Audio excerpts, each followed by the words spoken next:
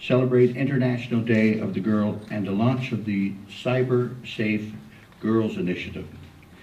I want to particularly welcome the girls from the school that are here to join us, as well as an important person always in the school, the principal, Mr. Feener, and thank the school for hosting this event. You know you're doing well when you get this many microphones up here. I want to welcome also to the Atlantic Canadian ministers responsible for the status of women who are with us today. We have Marlon Moore from Nova Scotia. We have Valerie Docherty from Prince Edward Island. Pam Lynch from New Brunswick, who is representing Minister Marie-Claude Blaise, and our own Newfoundland and Labrador Minister responsible for the status of women, Ms. Charlene Johnson. We're also joined today by several ministers from other departments, and it's good to see them here. We have the Minister of Health, Minister Susan Sullivan, is here. The Justice Minister, Felix Collins. We have Minister Joan Burke, responsible for Advanced Education and Skills. Nick McGraw, the Minister of Intergovernmental and Aboriginal Affairs. We are also very pleased to be joined by the Chief Robert Johnston of the RNC. And I got to say a commentary to him because he's very prevalent in many of the events that we go to, so he's playing a huge role. And I got to say that's a pretty impressive lineup. It truly is. I think it speaks to how much we all want to celebrate the International Day of the Girl and just how seriously we all take the issue of violence and harassment in society. I'm going to turn things over to Minister Johnson to start us off this morning. But before I would do, I just want to make a note that Minister Johnson has made a little bit of history for women in our province. She was the youngest serving female to serve in the House of Assembly. And she's been there for 9 years now. I won't tell you what her age was when she joined. I'll just leave it at that, but making some history of her own. So Minister Johnson, the floor is yours.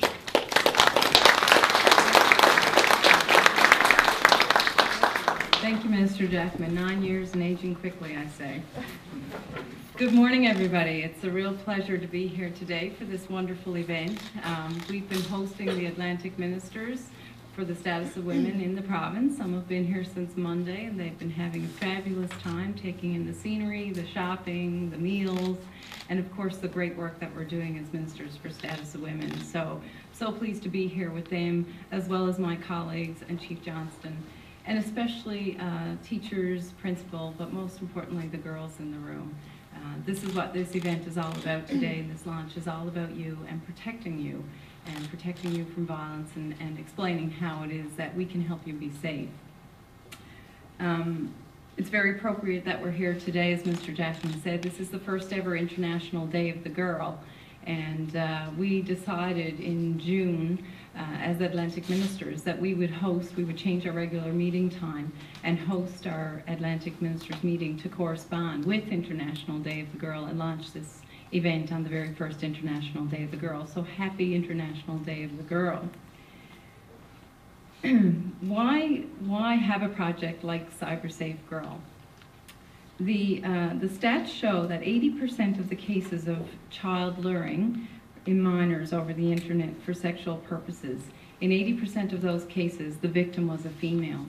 And this is a very serious issue for all people, but as ministers, we need to target the highest priority areas first. So with 80% of females being the victim in child luring, we thought it was a very appropriate place to start.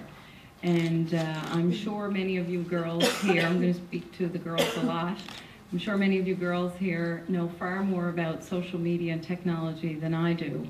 And it's quite amazing, and social media is a wonderful thing, and with it comes many benefits. But also with it comes many real dangers, and that's the purpose of our launch today. Cyber violence includes name-calling, teasing, starting rumors, posting embarrassing pictures, threatening and encouraging violence online, and sexual exploitation is a very real part of cyber violence. We had a presentation at our meetings yesterday from the RNC and the RCMP, and it was quite an eye-opener for all of us, and just how prevalent this really is. And the RNC said, while not a concrete number, they said just the RNC alone are putting 30 cases through the courts this year alone when it comes to child luring. So it's very real. A lot of times we think this happens in big cities, but the reality is it's happening on your streets. And that's why, as ministers and as governments, we want to help tackle this very serious issue. In fact, I'm not sure if some of you remember, and there's some parents in the room, that last summer in Port aux Basques, the RCMP issued a warning to parents to monitor their children's activity on the internet, as there were several reports of adults approaching minors on websites such as Facebook. So this is really happening. It's happening here and it's happening next door. I just thought I would ask you a couple of questions, and I don't want you to raise your hand, but I will encourage you, if it gets you to thinking and you have some concerns, by all means contact somebody you trust, a friend, a family member, a teacher, an educator. The police are here. Contact my office. This is so serious that if any one of you leave this room and can answer yes to some of these questions, by all means get in touch with us, because we really want to help. But I try to put in my mind what you encounter when you're on Facebook, and while we're there, and a lot of us are there, we're probably not there as much as you are. So I just thought I'd ask a couple of questions, and I wonder how many of you have friends on Facebook that you don't know? How many of you have chatted with these so-called friends? How many have had strangers approach you to meet you somewhere, and first trying to get to know you, asking what your likes are and what your dislikes are, perhaps asking your age, those types of things? How many people have asked you to take pictures of yourself and post them? Or how many people have asked you to do other inappropriate activities? Have you been bullied online? Have you been the bully? And do any of you have younger sisters? And if you do, would you like any of this to happen to them? So, you know, unfortunately, more and more, this is becoming more and more common, and we are hearing a lot about this, not just in our cities, but right here in our own backyards. And it's really essential for each of you as young girls that we ensure your safety when you're using social media. So what can you do to be cyber safe? And these are just some tips for you. And this today is all about launching the website, and we do have fact sheets for you, for your parents and your educators. And Minister Docherty will get more into the website in just a moment. But just some of the things that you can do to be cyber safe. Never open attachments from anybody that you don't know.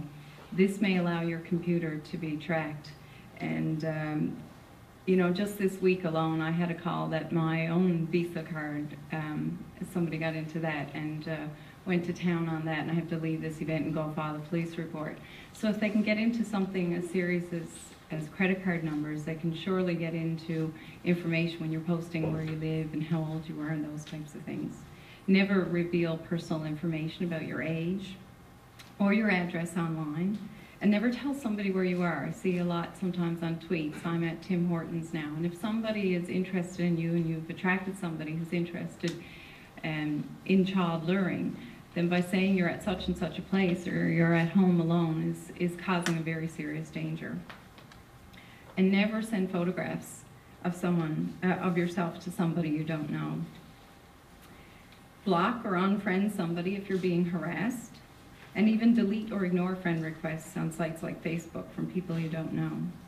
And as I said, if any of you are experiencing cyber violence, certainly tell somebody that you trust. And in some cases, the cyber violence is criminal, such as harassment, intimidation, and child luring, child pornography. And if you know any of that, by all means contact the police or contact somebody you trust so that we can contact the police. And really, in order to be cyber safe, you need to stop and think before you click the send button. And remember, if you wouldn't say it to somebody's face, then you shouldn't say it online. If you wouldn't feel comfortable showing a photo to your family, then don't show it to strangers. Internet usage has become a very big part of our daily lives by doing things like chatting with friends.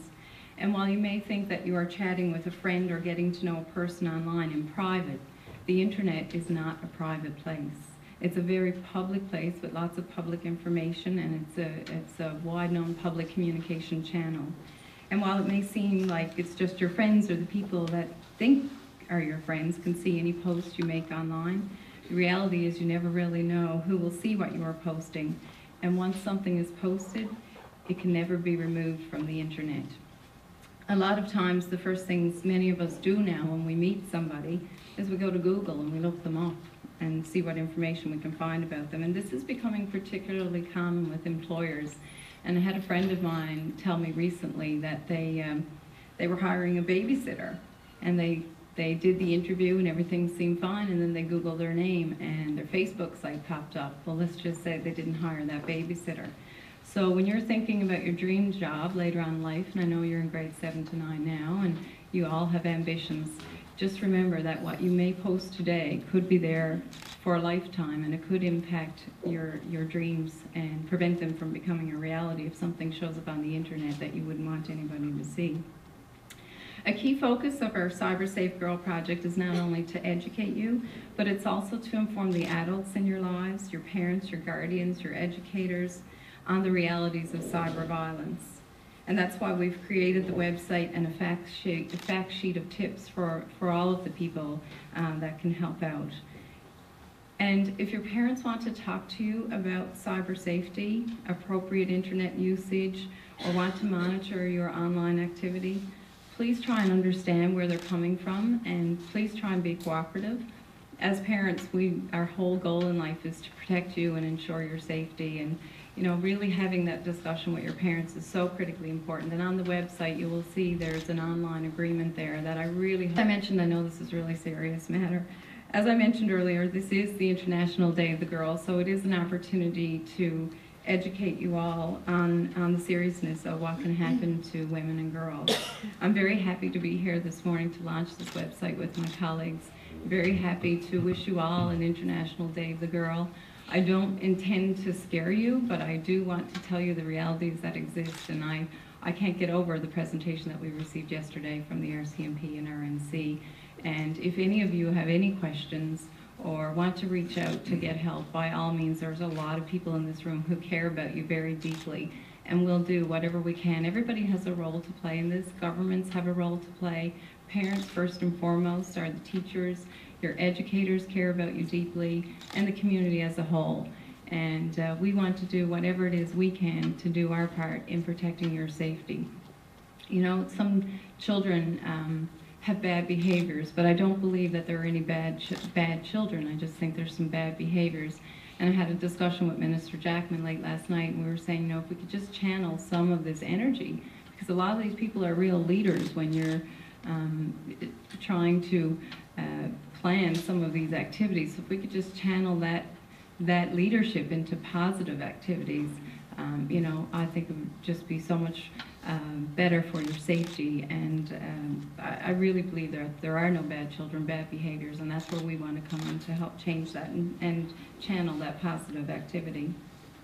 So today really provides us with an opportunity not only to celebrate, but to also promote equal treatment for girls worldwide. We'll hear more from Minister Docherty on the website, and we have some females that are going to be joining in our participation today. So I'll pass it back to Minister Jackman now so we can go on to the next part of the program.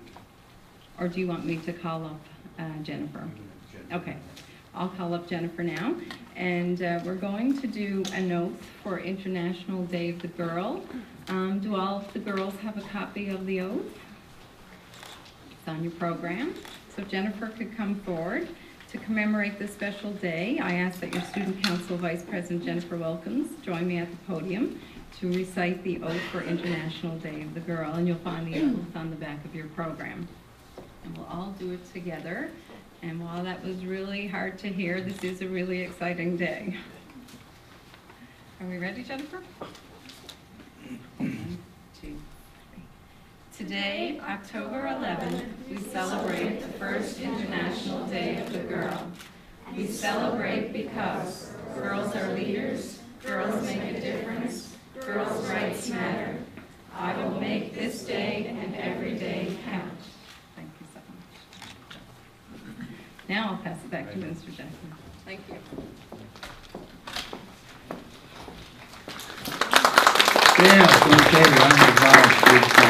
really good stuff. Thank you, Minister Johnson and Jennifer. I was thinking as Minister Johnson was speaking that I can remember when there wasn't an internet. But to the young people in this room, the internet is it's been a part of their life. I would imagine as long as they've been born. So it came in as something foreign to us, but to these students, it's been a part of their life. It is part of our lives as a means to learn, to engage in social activity, and to be entertained. But there's nothing entertaining about cruelty and violence against your fellow students. As you've heard, Sabre Safe Girls is an initiative designed to create awareness and to prevent cyber violence against girls on the internet. And I'm sure many of you have seen some of the recent news reports of violence and bullying in our schools that clearly shows why initiatives like this are so important and why they have become so relevant in today's world.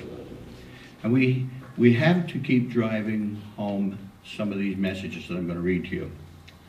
That it is not acceptable to physically assault someone.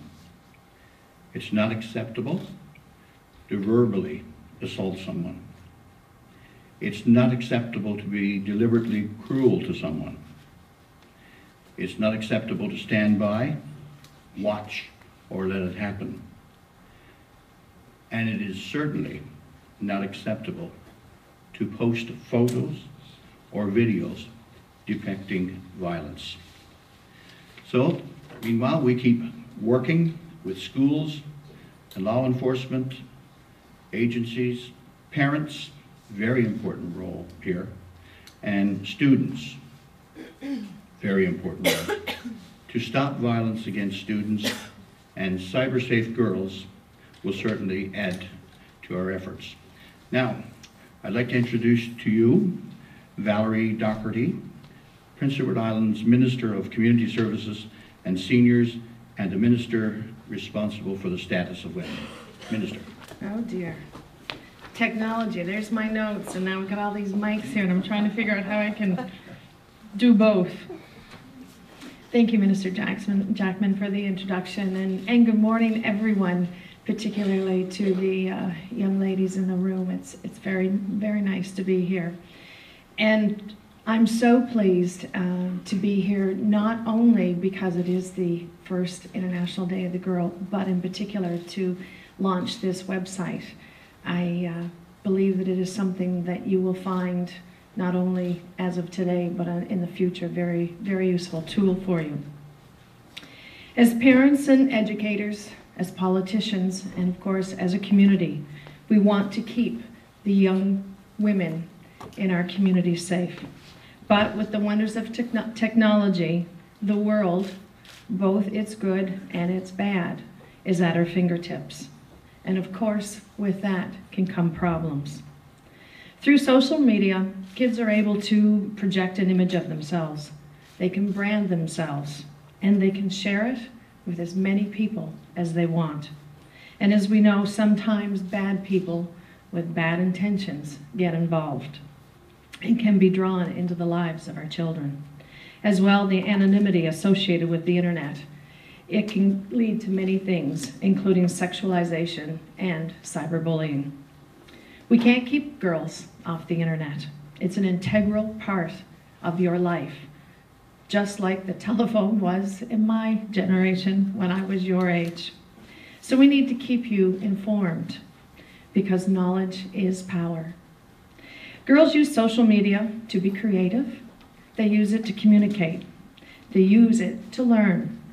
And although social media can be quite useful, it certainly can have a very negative impact on the lives of girls.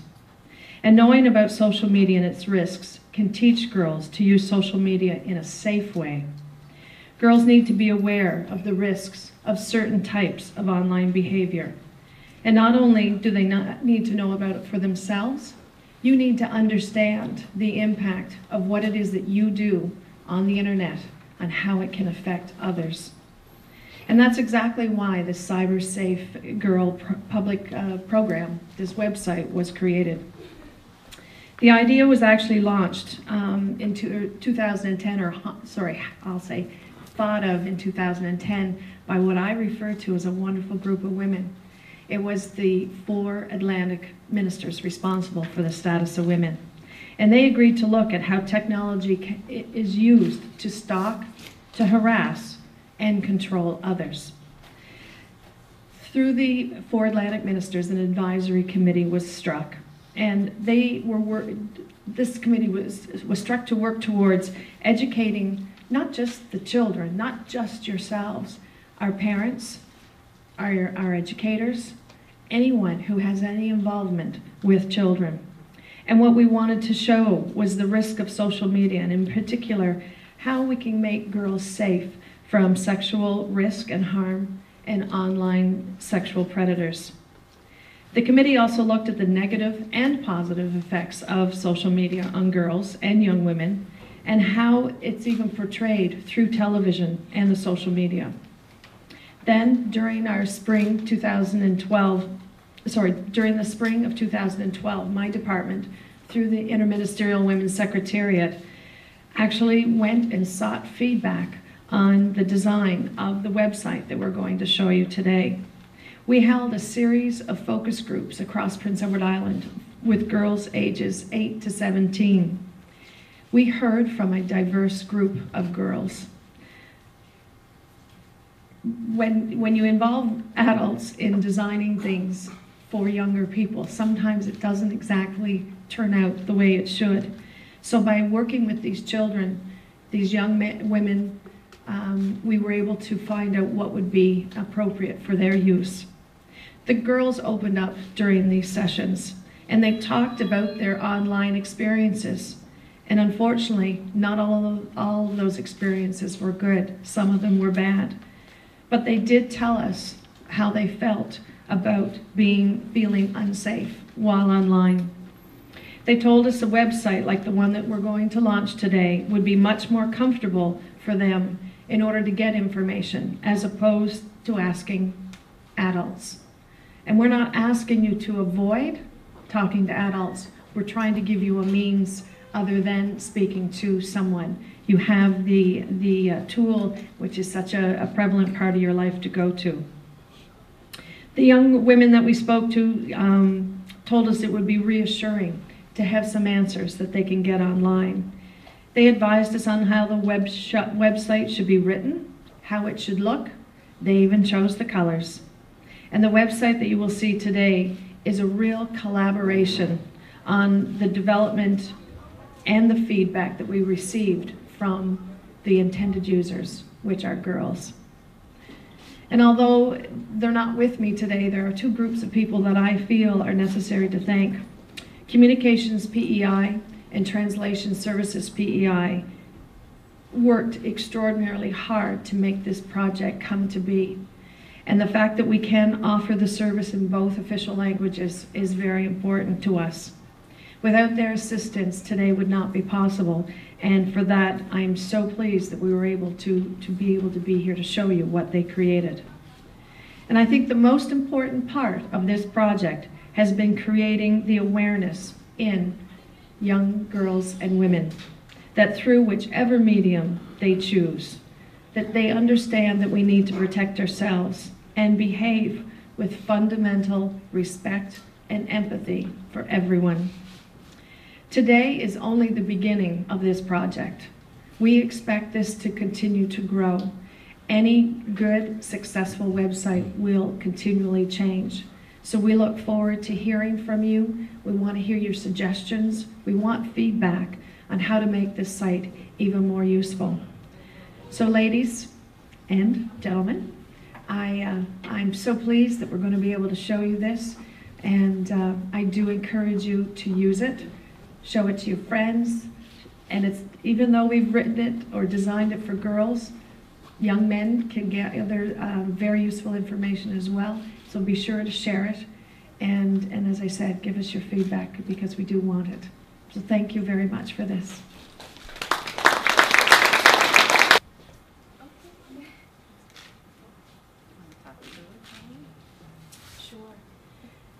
That's a wow. That's all I can say. some of the language that was there, I wasn't aware of it. So all I can say, this is a wow project. There's no doubt about that. So I want to thank you, ministers, and Jennifer. This is a very important initiative. It's great to see all these young women here today. But I don't want to say that the issues we're talking about, they concern boys, as Minister mentioned, and as well as girls, and certainly there's information on this that boys can use. I'm a husband, I'm a grandfather, I'm a father, I'm a brother, and I'm a son.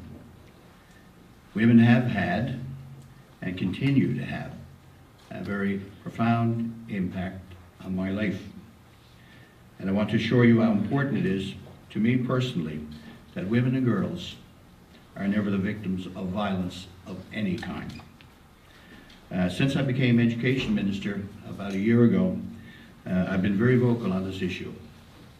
Unfortunately, sometimes when I'm called on to be vocal about it, it's in reaction. But we've also been very, very proactive. And I will tell you here today, and Minister Johnson and I had a chat about this last night, that there are changes coming to our policies and our practices, and likely to our law, to address the issues around violence against all students in our schools. I was just thinking, as they were changing classes and looking at some of the students going by and they're waving and doing these things. I gotta say, in my career, Principal Feener will acknowledge all the challenges that come with administrating a school, and teachers will, but it's one of the best things that I was engaged in my entire career. And I think it was Minister Johnson who said earlier, you know, we are about attempting to protect you. I want to do what's best for my child, my grandchildren, and the students that come under our care.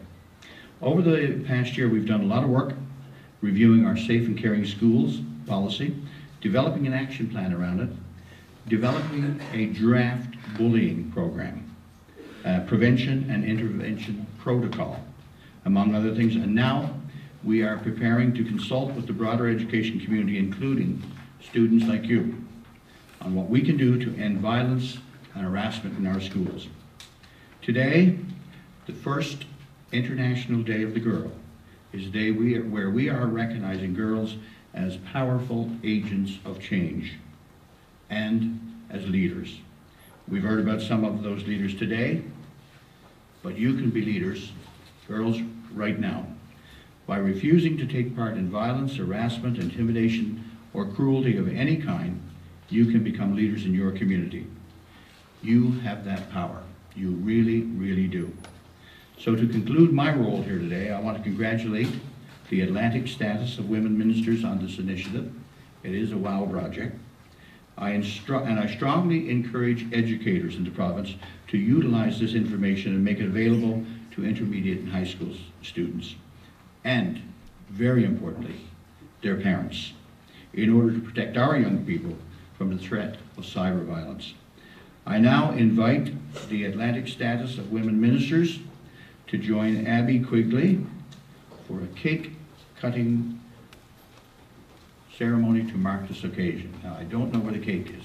Yes, I do. I see it right in the back. It's a big cake.